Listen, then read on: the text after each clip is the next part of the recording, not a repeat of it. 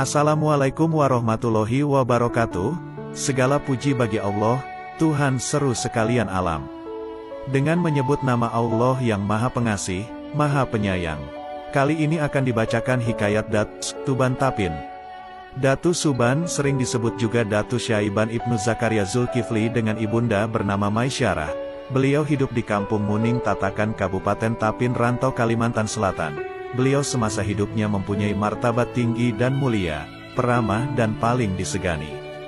Datu Suban atau Datu Sumiran atau Datu Syaiban adalah penduduk asli Kampung Tatakan. Beliau hidup bersama seorang istri, tinggal di Pantai Munggu Karikil, Rantau. Karena sangat miskinnya, setiap harinya beliau hanya makan ubi kayu.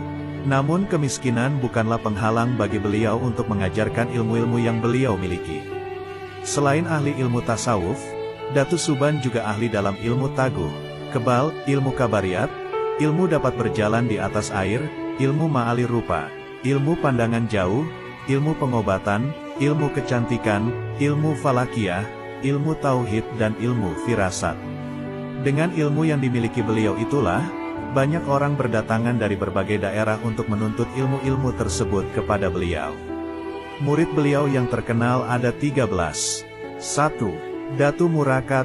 2. Datu Taming Karsa. 3. Datu Niang Talib. 4. Datu Karipis. 5. Datu Ganun. 6. Datu Argi. 7. Datu Ungku. 8. Datu Labaiduliman. 9. Datu Harun. 10. Datu Arsanaya. 11. Datu Rangga. 12. Datu Galuh Diang Bulan. 13. Datu Sanggul. Datu Suban mulai mengajarkan dan menerangkan isinya, dan masing-masing datu mengambil ilmu yang cocok untuk diri mereka. Menurut riwayatnya, Datu Murakat yang merupakan murid tertua dan pertama, mengambil ilmu andalan yaitu ilmu kepahlawanan agar disegani orang.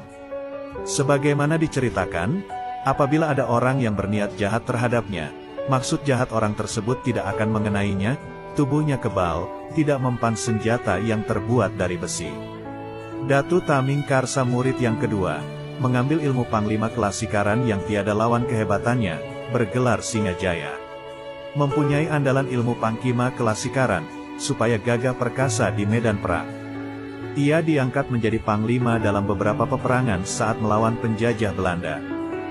Datu Niang Talib murid yang ketiga, mengambil ilmu kabariyat dunia.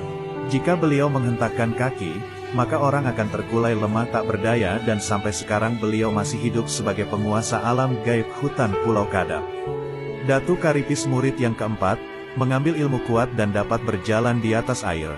Juga memiliki ilmu tahan dibakar dan kebal terhadap berbagai macam senjata. Datu Ganun murid yang kelima, mengambil ilmu kesempurnaan dan kejayaan, dapat mengkloning atau menggandakan diri hingga 4. Mempelajari ilmu kesempurnaan dan kejayaan, dapat merubah diri menjadi 4 tubuh sekaligus yang rupa dan bentuknya sama dan sulit diketahui mana tubuh yang asli. Datu Argi murid yang keenam, mengambil ilmu kesempurnaan dunia akhirat. Datu Ungku murid yang ketujuh, mengambil ilmu kabariyat dunia. Dengan sekali tepuk tangan saja semua orang akan roboh tak berdaya. Datu Labaiduliman murid yang kedelapan, mengambil ilmu ahli huruf, ilmu falakiyah, penterjemah dan dapat mengetahui isi alam, punya kelebihan khusus di antara murid-murid lainnya di bidang ilmu falakiyah, ilmu membaca dan menafsirkan huruf, ahli di bidang perbintangan dan mengetahui isi alam. Konon, ia dapat mengetahui kapan turunnya hujan, kapan jatuhnya dedaunan dari dahannya dan sebagainya.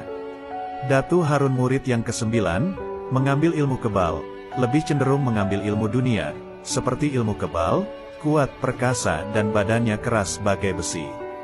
Datu Arsanaya murid yang ke-10, mulanya suka menzalimi, kemudian dengan kebijakan dan didikan Datu Suban ia bertobat, dapat ilmu yang sempurna, akhirnya dia menjadi orang yang soleh. Datu Angga mengambil ilmu kabariyat dunia semata-mata, mempelajari ilmu kewibawaan dan ilmu dunia, seperti kepanglimaan, kekebalan dan lainnya. Datu Galuh Diang Bulan mengambil ilmu kecantikan atau awet muda. Beliau mempunyai keahlian untuk bermandi-mandi supaya awet muda dan cantik. Datu Sanggul merupakan murid yang paling akhir, dan kemudian menerima ilmu. Tetapi, Ilmu yang beliau dapat adalah ilmu yang paling sempurna, yaitu ilmu makrifatnya kepada Allah Subhanahu wa Ta'ala. Di antara ilmu-ilmu yang selalu diajarkan dalam setiap kesempatan, beliau selalu mengajarkan ilmu mengenal diri, ilmu marifat, dengan tarekat, memusyahadahkan Nur Muhammad. Hal ini tidaklah mengherankan, karena sebelum Datu Suban mengajarkan ajaran makrifat melalui tarekat Nur Muhammad ini, seorang ulama Banjar yaitu Syekh Ahmad Syamsuddin Al-Banjari telah menulis asal kejadian Nur Muhammad itu, yang naskahnya ditemukan oleh seorang orientalis bangsa Belanda R.O. Winsted. Di antara ilmu-ilmu yang selalu beliau ajarkan atau tak pernah ditinggal dalam setiap pemberian pelajaran, adalah ilmu mengenal diri, ilmu marifat, dengan tarekat memusyahadahkan Nur Muhammad. Menurut beliau, untuk mengenal diri itu terlebih dahulu harus tahu arti diri, yaitu 1. Apa arti diri tajali? 2. Apa arti diri terpari? 3. Apa arti diri dipari-pari? 4. Apa arti diri yang berdiri? Apabila seseorang telah mengenal ini dengan baik, maka pada tahap berikutnya ia akan mengenal Allah Subhanahu wa Ta'ala. Dari sini akan timbul keyakinan bahwa Allah itu Esa, Esa sifat, Esa asma, dan Esa pula afalnya. Datu Suban dikenal sebagai salah seorang wali Allah.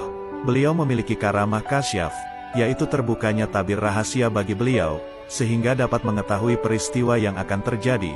Seperti beliau sudah tahu bahwa akan kedatangan tamu manusia raksasa, Datu Nuraya.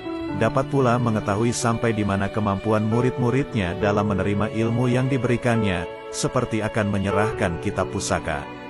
Kitab tersebut beliau serahkan kepada Abdus Samad, Datu Sanggul, murid paling akhir yang ikut belajar kepada beliau. Menurut pandangan kasyaf beliau, hanya Abdus Samadlah yang dapat menerima, mengamalkan, serta mengajarkannya, sedang murid-muridnya yang lain tidak mampu.